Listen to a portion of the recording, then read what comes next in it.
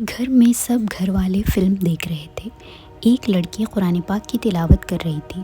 چھوٹی بہن نے آ کر بتایا کہ باجی یہ اچھی فلم آ رہی ہے، تم بھی آؤ نا۔ چنانچہ باجی فلم کی خاطر قرآن پاک کو چھوڑتے ہوئے اٹھی اور فلم دیکھنے لگی۔ جب فلم ختم ہو گئی تو پھر وہ اسی حالت میں بغیر وضو کیے تلاوت کے لیے آئی تو دیکھا کہ 6 انچ لمبی زرد رنگ کی چھپکلی کہیں سے آ کر بالکل قرآن کے پاس آ کر بیٹھی ہے اور نظروں سے اس لڑکی کو دیکھنے لگی اور پھر اس نے یکایک چھلانگ لگائی اور اس لڑکی کے ماتھے پر چپک گئی۔ دہشت کے مارے لڑکی چیخ مار کر گر گئی۔ اس کی چیخ سن کر گھر کے سارے افراد گھبرا کر اس کی طرف دوڑے اور جلدی سے کسی لکڑی کے ذریعے اس چھپکلی کو ہٹانے کی کوشش کرنے لگے کہ اتنے میں دوسری چھپکلی آ گئی۔ پھر دیکھتے ہی دیکھتے چاروں طرف سے بہت ساری چھپکلیاں نکلیں اور سب کی سب لڑکی سے چمٹ گئیں۔ لڑکی خوف سے چلاتی رہی۔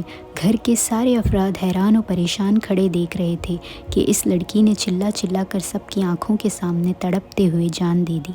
پورے گھر میں کہرام مچ گیا۔ خونخوار چھپکلیاں بری طرح لڑکی کے جسم پر چپکی ہوئی تھیں۔ غسل اور کفن کا مسئلہ بھی دشوار ہو گیا۔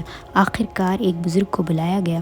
انہوں نے دیکھ کر کہا، اس کو یہ سزا قرآن کی بے حرمتی کی وجہ سے ملی ہے کہ اس ظالم نے ٹی وی اور فلم کی خاطر قرآن پاک کو ٹھکرا کر چھوڑ کر ٹی وی اور فلم دیکھنے کو ترجیح دی۔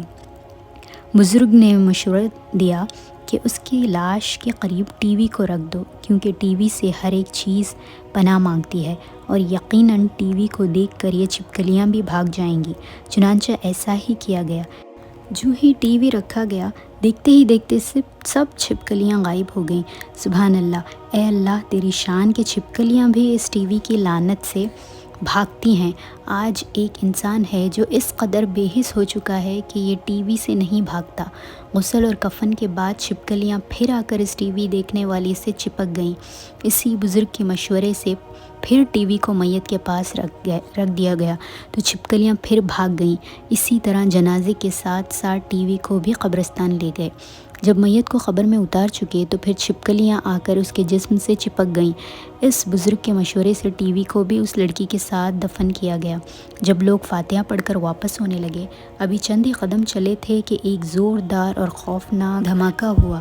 لوگوں نے جب پیچھے مڑ کر دیکھا تو ایک دل دہلا دینے والا منظر تھا۔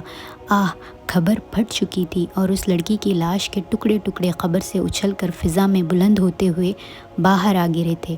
تمام لوگ خوف اور ڈر کے مارے بھاگ گئے۔ اللہ ہم سب کو عذاب قبر سے بچائیں، آمین ثم آمین۔